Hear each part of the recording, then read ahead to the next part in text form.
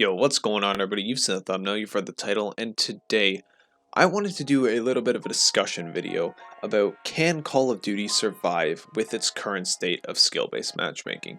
Now, the reason why I do bring this up is because there has been an article discussing potential changes to the skill-based matchmaking system, whilst unfortunately still keeping the disbanding lobbies because, quote-unquote, the system would fall apart otherwise, which is a load of BS, and I could do an entire video on that. But regardless, I wanted to do this discussion video because, in my personal opinion, I don't see a way that Call of Duty can survive with its current skill-based matchmaking system, and maybe you guys see it differently, but regardless, I want to explain why I don't think this can happen, and maybe you guys can have a different opinion down in the comment section below. But with that being said, let's get into the video, guys. Alright, so my opinion on this could be considered biased because I haven't really enjoyed the past 3 Call of Duty games that have had the Modern Warfare 2019 system, obviously being Modern Warfare 2019, Black Ops Cold War, and Vanguard. Although I do enjoy Vanguard, it's not like it's a top Call of Duty for me. It's like mid-tier Call of Duty game. It's not terrible, but you know, without the skill-based matchmaking system, I'm pretty sure I would enjoy it a hell of a lot more. And the reasoning for this being is, while Modern Warfare 2019 has its own set of problems, not just relative to skill-based matchmaking, Cold War also has its own set of problems, and so does Vanguard. There's a bunch of videos on my channel, there's a bunch of videos on other channels discussing these problems in these Call of Duty games that are not just skill-based matchmaking, and it's not like you really have to look that far to find these problems. I mean, you can go through my channel, especially with not really Vanguard, but Cold War and Modern Warfare, you can see a lot of videos of me complaining about just the endless amount of problems that those two games have. But regardless of that, surprise, surprise, so did all of the other popular Call of Duty games had a lot of problems too. Black Ops 2 had a lot of problems. Black Ops 2 especially had a very big problem with sniper rifles being pretty much sort of overpowered in that game, to say the least. And another game like Modern Warfare 2 especially, and this is what I'm going to reference later, as well as Black Ops 3, had some really major problems, but yet were both very, very successful games. In fact, Modern Warfare 2 and Black Ops 3 had huge highlighted problems in their games, but yet were still successful, and were also, surprise, surprise, pre-Modern Warfare 2019 skill-based matchmaking system. And in fact, I would even argue that the problems in Black Ops 3 and Modern Warfare 2 are actually bigger and worse than Cold War and Vanguard's problems. Now, Modern Warfare 2019 I thought had way too many problems, as well as skill-based matchmaking, in my opinion, making it the worst Call of Duty game I've ever played, I've ever touched in my life. But with Cold War and Vanguard in specifically, don't seem to have that many big problems, yet were not all that successful games, and in fact were increasingly less successful.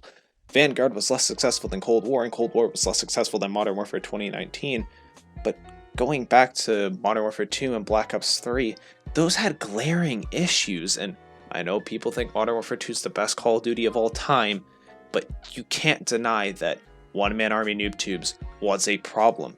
Danger close noob tubes was a problem. Stopping power LMGs was a problem. Painkiller was a problem.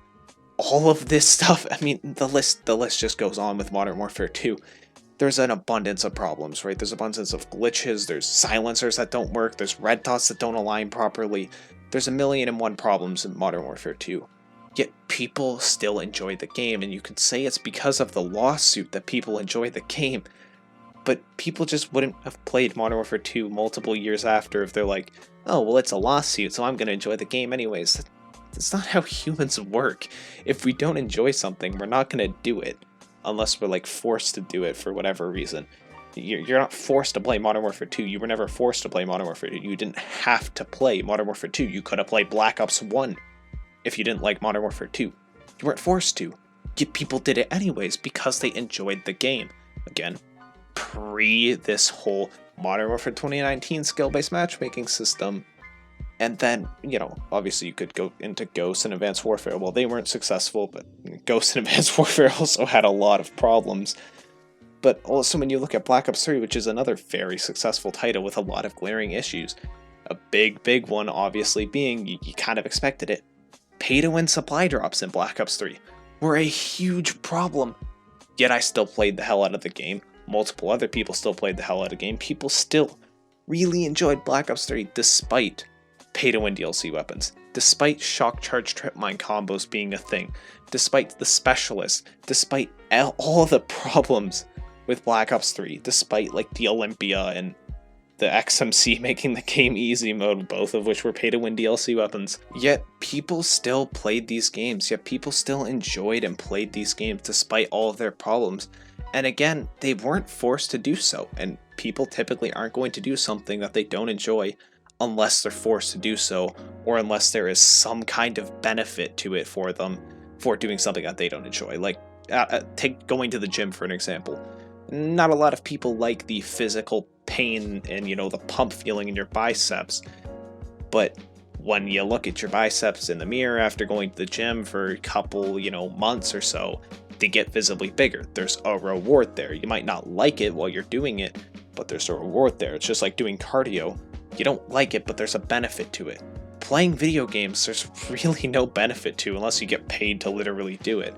So most people, if they don't like a game, they're not going to play it. It just doesn't make any sense.